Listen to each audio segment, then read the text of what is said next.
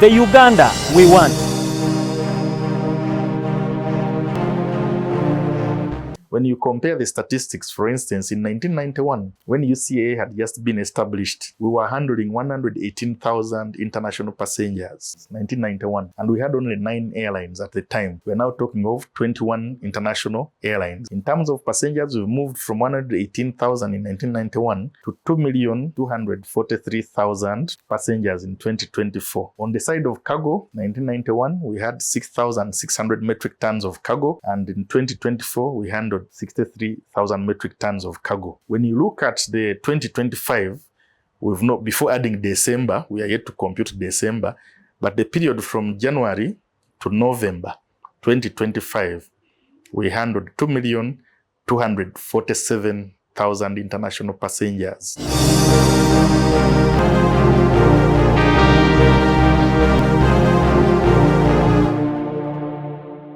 Welcome to the program, The Uganda We Want, on Dream TV, Doxa TV, the newly launched television, added now on our Impact FM, our radio station, and Dream TV, our second media channel as a television. And also now we have Doxa TV that was launched on the 31st of December 2025. Now we are so glad that you're following us, you're watching us. Actually, this program couldn't be there for all these years if you guys were not watching us. We want to thank everyone who views this program via the social media platforms. We have Instagram, Doxa TV Uganda, Dream TV Uganda, and Impact FM. On Instagram, X, formerly Twitter, and also we have a YouTube channel, that is the Uganda We Want YouTube channel. And I want to encourage you actually to encourage your friends to go there. If you're on YouTube, please just open your YouTube account, go where you're searching from, and then you type in the Uganda We Want. You'll be able to see, you'll be able to watch, you'll be able to listen into different Ugandans for all these years this program has been in existence, who have been sharing their ideas on the kind of Uganda that they envision. And actually, when you listen in, you'll get to know that there is a Uganda that you and we should be desiring for and should be working towards to achieve or live for the next generation. And as it is today, I am honored now to talk about flying, okay? We are going to talk about the aviation sector. We want to know more. What is the future of our aviation industry here in Uganda? There have been some good reports coming in. Personally, I've interacted with different people who travel day in, day out, week in, week out, month in, month out. And some of them have been saying some good stuff. And I was like, okay, I need to look for the man who is behind all this, in one way or the other, trying to make sure that the image of the aviation sector comes out very well, and how are we benefiting as a nation. And today we are joined by Mr. Vianney Luggya, Manager Public Affairs at Uganda Civil Aviation Authority. It's not his first time. He's actually a great friend of this media house, and today he has allowed us to come, and he shares more what he envisions for Uganda, at the same time what they are working towards to see that the future of our aviation industry is bright. It's good to have you. It's a pleasure. And could you please greet our viewers and our listeners? Very good evening to you all viewers and listeners. It's a great pleasure and honor for me to join you on Dream TV once again. And I would like to congratulate the management for the launch of Doxa TV at the end of 2025. Good tidings lie ahead. Yeah, exactly. Well, you know very well you're in communication. You might have heard this. Every time that you're on air, someone else joins you and may not know what you're actually talking about. The first time you appeared here, there could be some who are watching for the second time, third time, But still there are those who are just watching for the first time. They actually don't even know who is Mr. Luggya Vianney. And I can't do anything else without asking you, who are you? Thank you very much. Yes. The name is Vianney Luggya, and I'm the Manager Public Affairs at Uganda Civil Aviation Authority. Anything else that we can know about you? Did you go to school? Sometimes miracles happen to people. Yes. Yes, indeed. I did go to school, and my journey started with, should I start with primary? In my primary, I studied at Paul Nursery School in Luggya, and that is where I'm born. I later on went to Katende and completed my primary at St. Paul Kajansi. Katende was St. Mary Goretti. Then Namiriango College from S1 to S6 is where I was, and moved on to Makerere University for a degree in mass communication, 95-98. And later on did a master's degree still at the same university in journalism and communication, and later on an MBA at Uganda Matters University in Kisubi.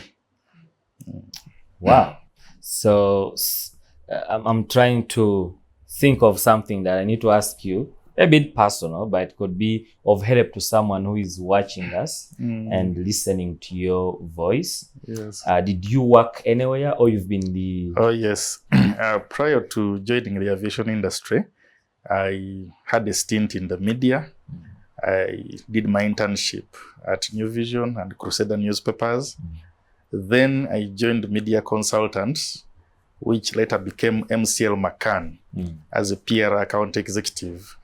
And I worked with them for about 3 years. They had accounts that included Uganda Breweries, Coca-Cola, AES Nile Power, Interplast Uganda, among others. So we were handling PR and events management for those companies back then. After that, I had a brief stint, 1 year, with Uganda Telecom in the customer care department. And after that, I joined Uganda Civil Aviation Authority in 2002 as public relations officer at the time. And I have since grown through the ranks, later on to principal public relations officer, and now manager public affairs, a position that I've held since 2017 to date. Okay. Wow. Congratulations. God has been with you throughout the journey. Indeed. And one thing that I'm keen, and if I'm listening to you very well, that you're talking about is this public relations.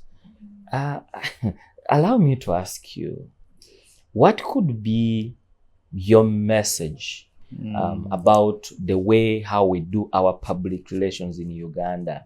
What can we change? Are we, as in, ngaba nebagamba twachikuba mu public relations, or there's something that has to be done that our that sector as well is well catered for? One of the things, there is a misconception that people tend to have, sometimes the public and also the practitioners. There is a misconception that PR is all about publicity, which is actually not the case. Public relations, especially in government institutions and even private sector, involves a lot more than just getting publicity on the media. There is a lot that happens behind the scenes, including stakeholder engagements. An industry like ours, you need to engage stakeholders quite a lot in a number of engagements that may not necessarily involve you appearing on TV or radio or in the newspapers, but you are engaging your key stakeholders and agreeing on how to do things to better serve the public. And in so doing, those behind the scenes engagements culminate into very good things for the public. But usually the tendency is to look at whether you have appeared in the media or not. Of course, now there is the trends that have come, social media, which is taking the industry by storm. And many people are usually on social media engaging institutions. So that is something, of course, that has been embraced and has to be embraced by all, because you cannot afford to be left behind. While in the past, it was enough to appear on TV or radio or newspapers, these days you have to engage your publics online in real time. As you get feedback, respond to it immediately. So there is that if you don't, they use development. the same channel Exactly. to complain of what you're not doing right. Yeah. So we have to follow the trends. Yeah. Okay. Well, I hear you very well, but again, is it well regulated? Because we could be embracing it, and you know very well, some things come in or they attack you by storm, and they are not regulated. Then you move on in a way that is in a compromising way. So is it well regulated? And if not, what can we do? And who is supposed to help us in that way? Of course, there are areas for improvement. There are definitely areas for improvement. In anything that is new, there are things that are usually unforeseen. The regulatory mechanism is there, but it may not be able to fully cover all the aspects. There are many people who misuse, as you know. Of course, they introduced the Computer Misuse Act, but people still misuse social media in many ways. But while that is a challenge should also be used as an opportunity.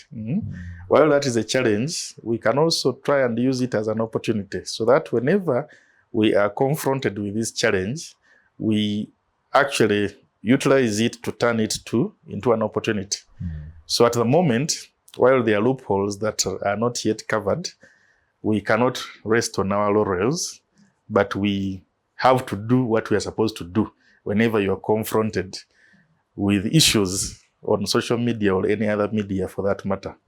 Uganda has got many associations. The public relations practitioners have an association. I know. Yes. Well, I don't know if you, among you public relations practitioners, you have a public relations as well. Yes, we do. Officer who's supposed to do this, but help in this way, since I have you. Yeah, we have a public relations association. Okay. It's called the Public Relations Association of Uganda. It has been around since the 70s, and I've personally been a member for about 20 years. The organization I work for, Uganda Civil Aviation Authority, has also been a member of that association for more than 20 years. We are very active participants, and this association helps a lot to bring members together. They have programs, continuous professional development programs, where they occasionally train members in different areas. For instance, we have awards as well, Public Relations Excellency Awards every year. At the end of every year, they send out notices, and different organizations submit in different categories. And UCAA has previously won various awards. In this, the last one we won was in 2023. It was in the area of crisis management. But before that, we had won other awards as Public Affairs Agency of the Year, and in another area. So this association exists, and it does a good job in bringing members together and guiding them on modus operandi and several other things. Wow, you won an award in crisis management. 2023. Yes, back in 2023, yeah. Is that because of the way you handled the COVID thing? No, that was not the COVID thing. In 2023, these days they call them exhibitions, I think, social media exhibitions. You see occasionally one government agency after another being attacked on social media over different things in their areas, of course, calling for improvements. For us, it was not an exhibition per se. It was a crisis on social media. It started on TikTok, where people were complaining, passengers. And by then, TikTok had gained roots. Yes, TikTok had just starting to really gain traction. So they complained about the nature of services that they were receiving at the airport, and one after another joined in the complaints. It moved from TikTok to other social media platforms, including Twitter, Facebook, and others. So it was massive. In January, I think, to February of 2023, it was quite a big crisis. But we confronted it. We took it head on. We appreciated the feedback. There was genuine feedback in there, which we appreciated. We took action, and we showed the public that we were taking action in those areas that were being complained about.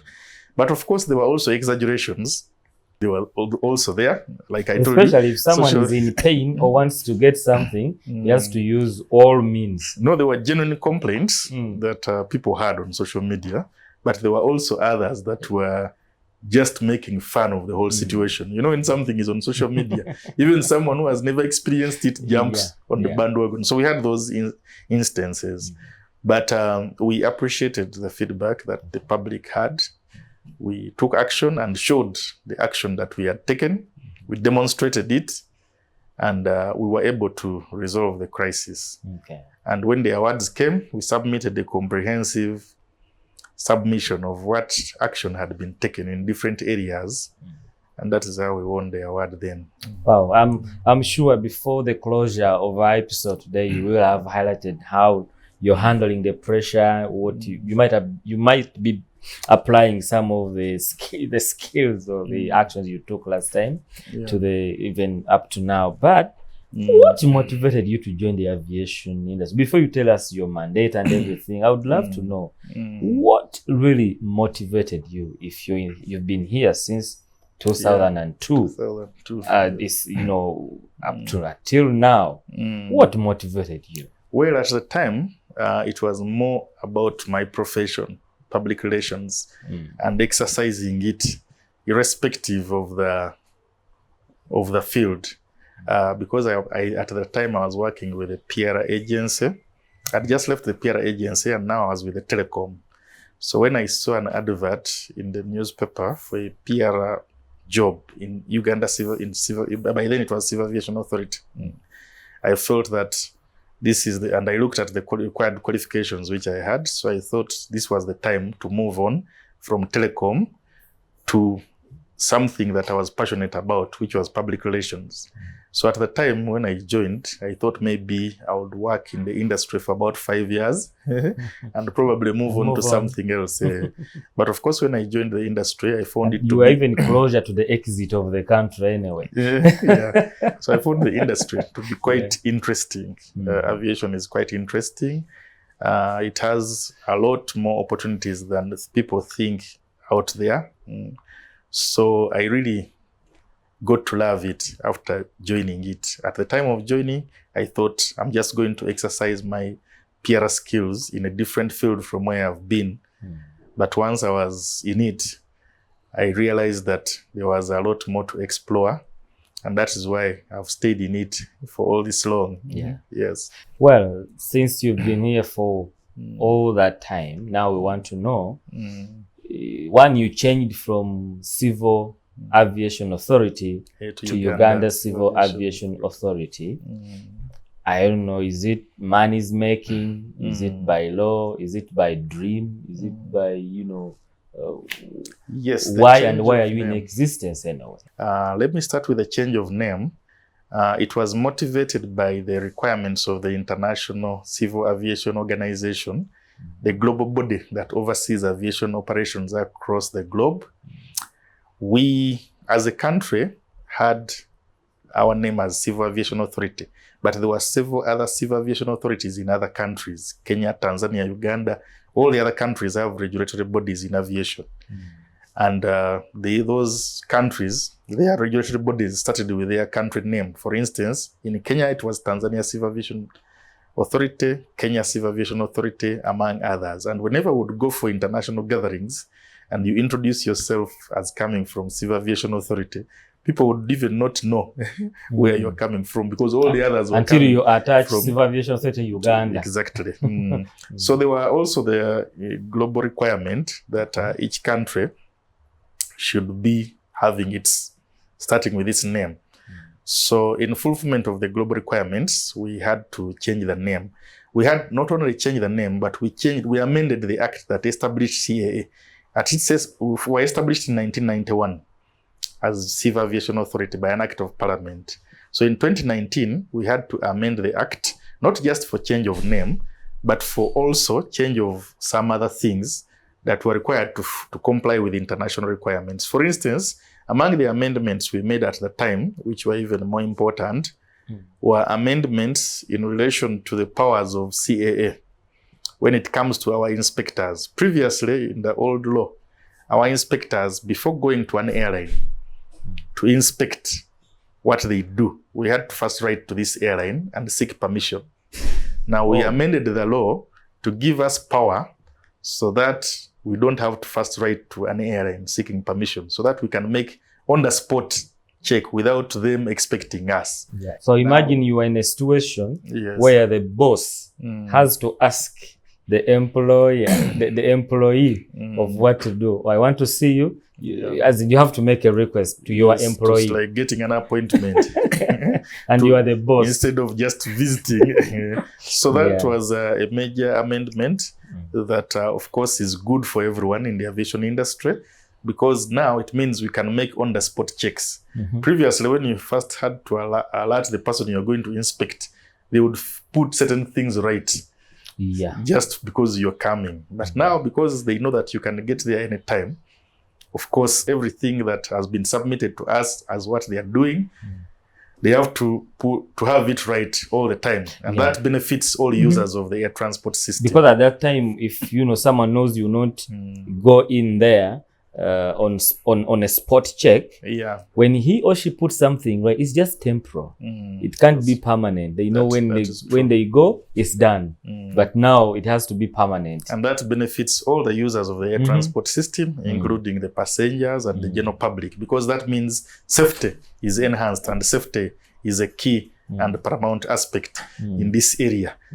Now, back to the mandate. The mandate of Uganda Civil Aviation Authority, among the things that we do, we advise government on air transport matters generally. But besides advice to government, we also provide licenses to air operators. For instance, if someone wants to start an airline in Uganda, they have to be licensed by Uganda Civil Aviation Authority.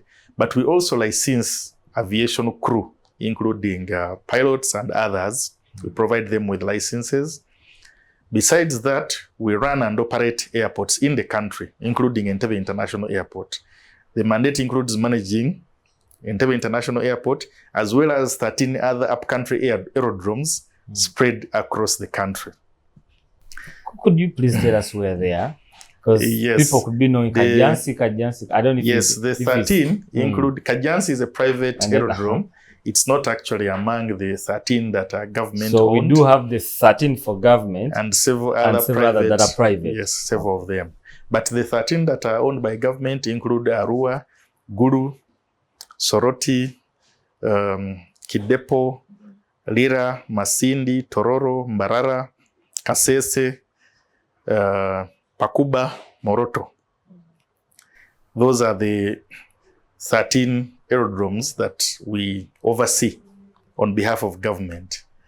We also have a responsibility in relation to provision of air navigation services. We have a control tower where we have staff, including air traffic controllers, that communicate with pilots and guide them. For instance, they guide traffic to ensure that there is no collision within the air. The air traffic controllers communicate with pilots using communication and guide them. For instance, use this particular route, and another aircraft is given a particular route or rather height, so as to avoid collision. That is part of safety. And still talking about safety, we also have a department of fire, marine and fire, which in the unfortunate event that there is an air crash, we need to have firemen on standby to stop the fire. So we have a fire department as well as marine.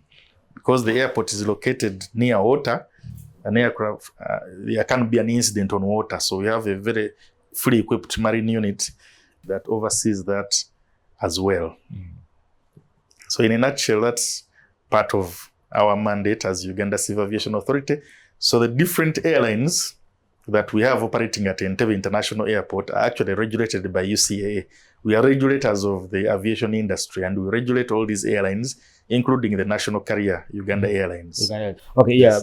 Before we dive into that, now you left something behind of the private airfields. Yes. Who is regulating them? They are still regulated by Uganda. Or they are Civil Aviation private, Authority. as their name is. No, the private only ends at ownership and operation. Oh. They are owned and privately operated. For instance, you have Kajansi Airfield in that category. We also have another active one at Kakira, owned by Vianney, among others. There are quite many. Yes. Okay.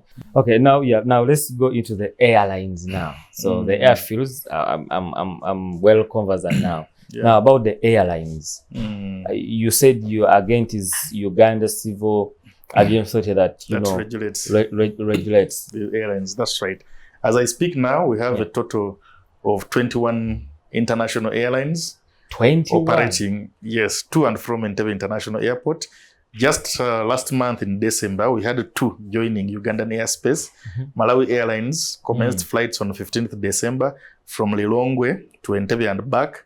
Similarly, Safari Link Air commenced flights on the same day, 15th December, flights between Entebbe and Nairobi. And that whenever you have more air operators, especially on the same route, it enhances competition on that particular route, and that subsequently leads to better services to the users of the facilities whenever you have more competition. So besides those that we have, the international, there are also other 27 that are licensed by UCAA for mainly domestic and regional air operations. But these international ones, we also have a program to attract them to our airspace. The more we have, the better. Under that program, we negotiate bilateral air service agreements, working in liaison with the Ministry of Works and Transport, which oversees aviation operations in Uganda, and the Ministry of Foreign Affairs. We have engaged in negotiations with other countries to ensure that we sign more bilateral air service agreements. As I speak now, we have a total of 64 bilateral air service agreements between Uganda and other countries.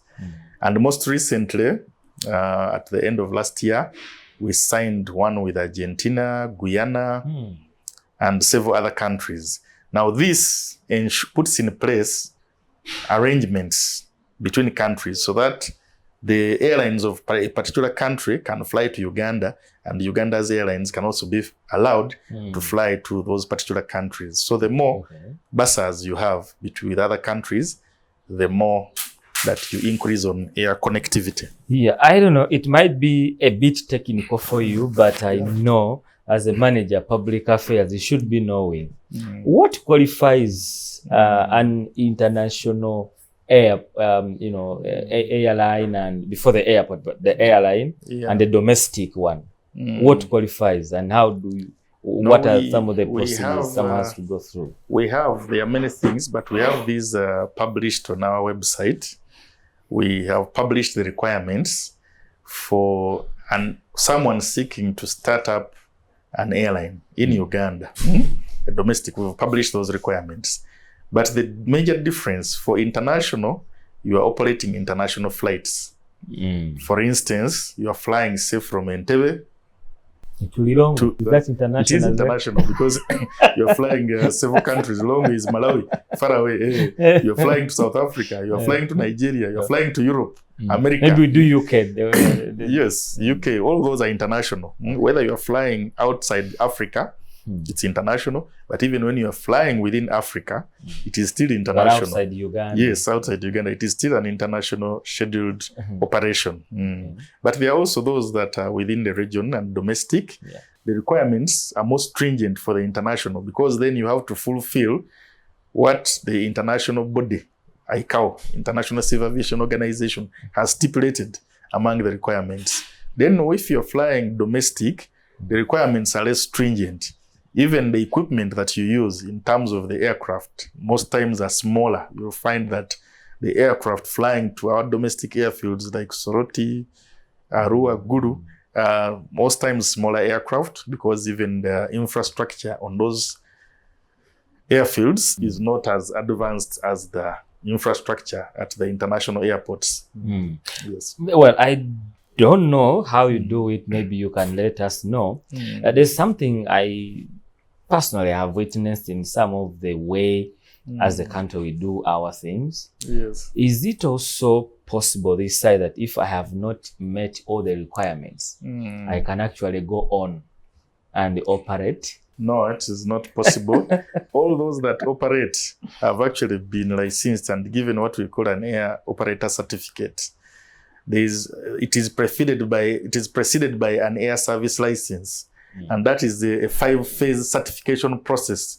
It is extremely stringent. That is why I'm saying that these requirements are there on our website for someone seeking to start an air operation. The requirements are so, it may not be. Because you and I agree, we have we have schools that are operate as in this primary, nursery, and whatever, secondary, or even universities. Yeah, they can be having the license to actually, do the operation of the school, but when they have not met some of the key requirements, that's why I was asking. Is this loophole also here? When it comes to aviation, it is extremely stringent because it operates in an international sphere. When an aircraft accident happens, it actually kills many people. You've had several road accidents, but there are some times where you have road accidents and people actually survive. But when it comes to an aircraft accident, the survival is not at the same level. Well, air transport is the safest mode of transport, first of all. And that is because we observe safety precautions that have been stipulated by the International Civil Aviation Organization. And that is why for someone to get a license to operate an airline, the process is so stringent, like I've said, going through a 5-phase certification process, checking document after document, looking at the airworthiness of the aircraft that you have indicated you are going to use. All those are to ensure safety, because when accidents do occur, they involve lots of lives. So that's why aviation is stringent. You can't just give a license to someone whom you have not checked properly to see that they fulfill really what they are supposed to have. Some developments have been done on the Entebbe International Airport, which actually, personally, I would love to congratulate you and to thank you for doing that. As you said, the crisis was a lot, trying to pinpoint how our airport is. But are you satisfied? Is that enough? We don't need to do anything else. If you look at other international airports, are we there? First of all, the level of air traffic in a particular country is kind of commensurate with the level of the economy. And that is why when you look at traffic in Uganda, it is kind of commensurate with our economy. So even the developments that we have at Entebbe International Airport, we are putting them up to match the growing demand.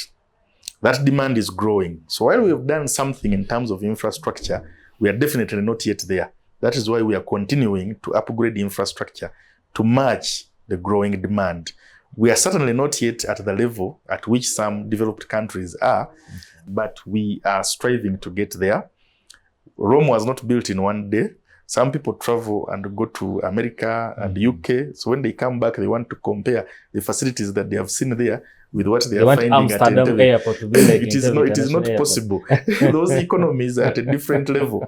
Similarly, what we collect from the passengers and users of air transport, including cargo at Entebbe, is what we put back. The revenues we pick from the number of passengers that we have is what we put back in infrastructure. But having said that, we have done something and are continuing to do so. For instance, in 2021, we constructed a new cargo center with the capacity to handle 100,000 metric tons of cargo and opened it to the public. It is in use. As I speak now, the cargo traffic as of last year was at around 4,000 metric tons. So while we put up a cargo terminal with capacity of 100,000 metric tons, you can see that cargo traffic is growing. Time will come when we are closing into that capacity and we shall need to expand that further. But besides cargo, we have also enhanced other infrastructure. We started on a project for upgrade and expansion of Entebbe International Airport a couple of years ago. And as part of that project, we have worked on the runway. We have 2 runways at Entebbe International Airport. Runway 1735 is the main runway, 3.6 kilometers long. We have resurfaced and strengthened it. The second runway, 1230, which is about 2.3 kilometers, has also been worked on as part of that project, resurfaced and strengthened. We are now going into working on runway lights for that particular second runway so that it can also be used at night and as an alternative to the main one. Besides that, we also worked on the aircraft parking aprons at the airport and increased the capacity to park aircraft from what we had before. We've worked on the taxiways as well and also put up a new passenger terminal building. That new passenger terminal building has not yet been opened to the public. We plan to open it early this year to the public. Of course, Dream TV and Doxa TV will be there. Yes, we shall be very glad to host you as we open it to the public. It is 20,000 square meters. And in terms of the infrastructure, the works have been completed. We are just working on a few other facilities, equipping it with the required amenities before opening it to the public. But it is coming with many things. While at the moment, we have 22 check-in counters in the current terminal building, which was modified, by the way, last year and made bigger and more spacious. That was opened in January 2024 when Uganda was hosting NAM and the NAM site. Yes, exactly.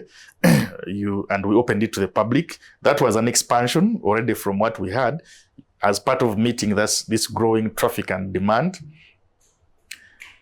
So while we have 22 check-in counters in the current facilities, in the new one, which we have not yet opened, there are 24 more check-in counters. There are also 14 self-check-in counters. And on top of that, the new building is coming with 3 aero bridges. The old has 2. That will make a total of 5 aero bridges. And this is all aimed at enhancing the passenger experience. Aero bridges are used by aircraft to dock when they land, so that passengers move direct from the aircraft to the building through the bridge, so that even if it is raining, you don't affected. Similarly, if the weather is too much sunshine, you are still not affected as you move from aircraft to the building. So all these enhancements are aimed at enhancing the passenger experience at Entebbe International Airport. And that is because passenger traffic and cargo has been growing slowly but steadily over the years. When you compare the statistics, for instance, in 1991, when UCAA had just been established, we were handling 118,000 international passengers. At the end of 118,000 international passengers, 1991. And we had only 9 airlines at the time. We're now talking of 21 international airlines. In terms of passengers, we've moved from 118,000 in 1991 to 2,243,000 passengers in 2024. On the side of cargo, 1991, we had 6,600 metric tons of cargo. And in 2024, we handled 63,000 metric tons of cargo.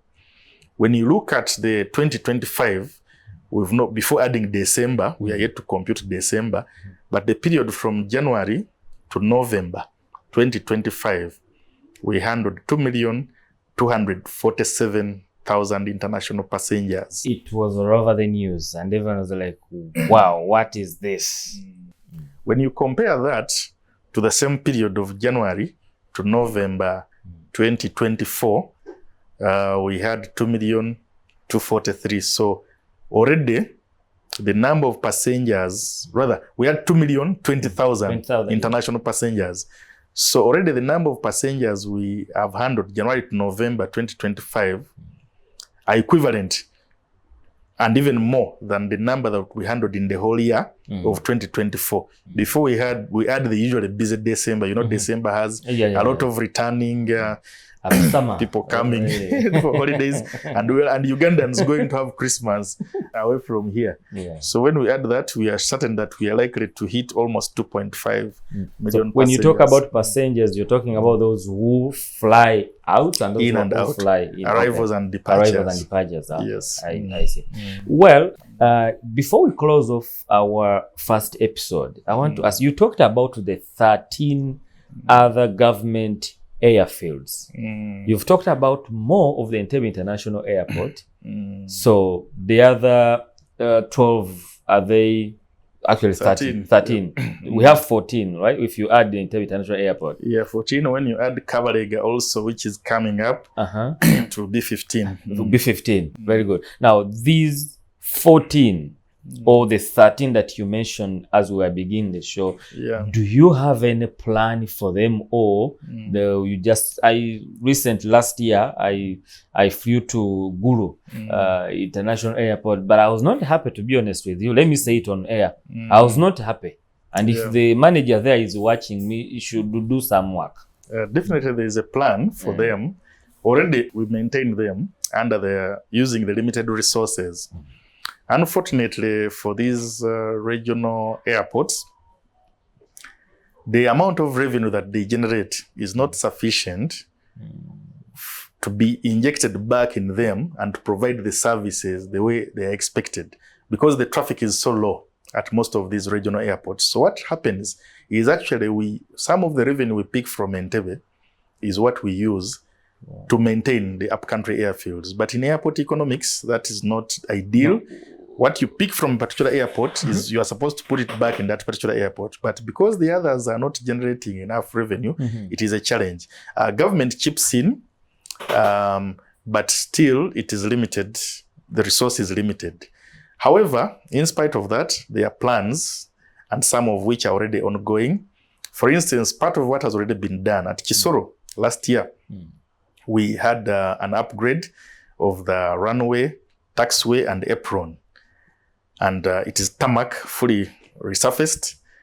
And Kisoro is the second busiest upcountry airfield after Arua because of tourism. It facilitates a lot of tourism in that area.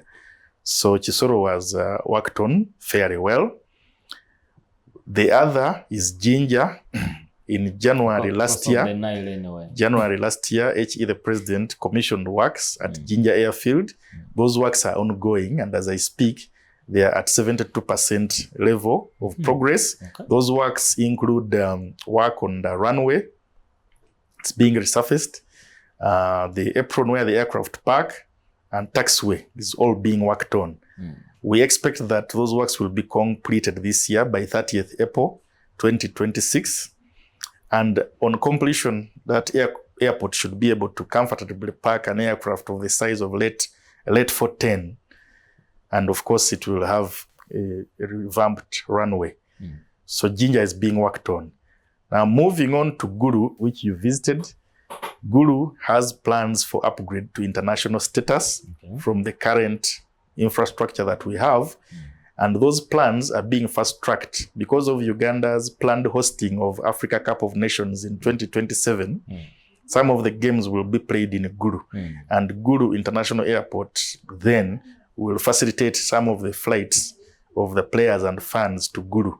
So we are fast-tracking the upgrade of Gulu so that by 2027, it can ably facilitate AFCON.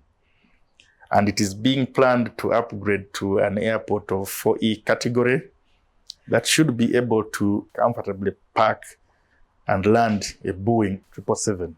That's the plan for Gulu. The good thing, Gulu International Airport to be has got space, has got land. Yes, indeed. It's seated on a very big land. And those plans are already advanced because of as part of the plans for Uganda's hosting of AFCON. Similarly, of course, AFCON will also be played. There is a new stadium in Hoima, as you know. Last year, the president of Force commissioned it with Mama. So very nice. Fantastic. Very good one, And as part of that government plan, we've been constructing Kabalega International Airport in Hoima. And that is also expected to be completed this year and operationalized. The Ministry of Works and Transport is undertaking the construction works. When they complete, they'll hand it over to Uganda Civil Aviation Authority to operationalize. And still, that airport will become in handy as Uganda hosts AFCON for the games that will be played in Hoima. But besides that, its main purpose was to facilitate the oil Albertine region. Hoima is the oil city. Yes, indeed.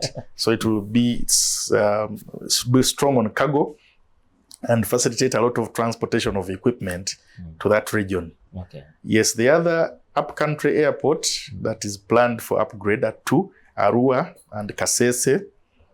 The plan for Arua is to be done in phases. The first phase will include upgrade of the runway, terminal building facilities, putting in place a new control tower, among other amenities. And that project is estimated to cost about $143 million US, simply the first phase.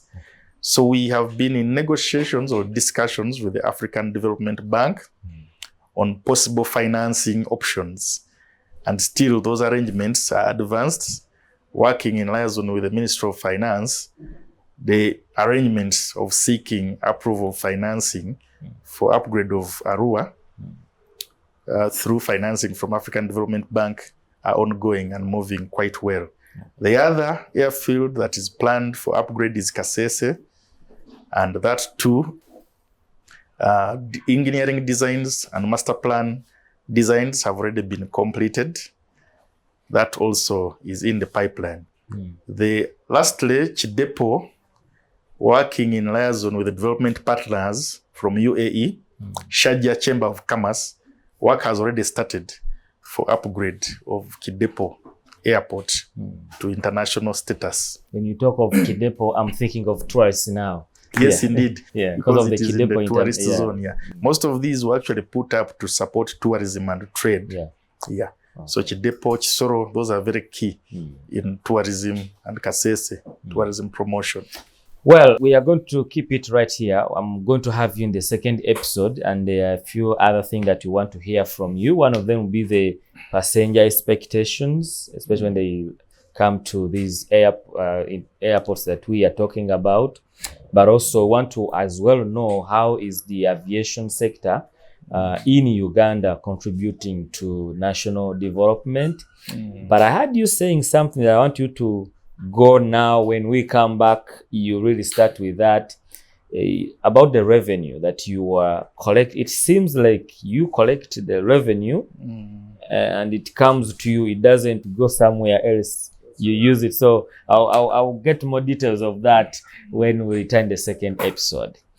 Our viewers and our listeners, we thank you so much for bearing with us. And we are talking about the future of our aviation sector here in Uganda, and we are still with Mr. Vianney Luggya, who will be coming again in the second episode to give us more insights on this. For now, we are signing out and we are saying bye-bye.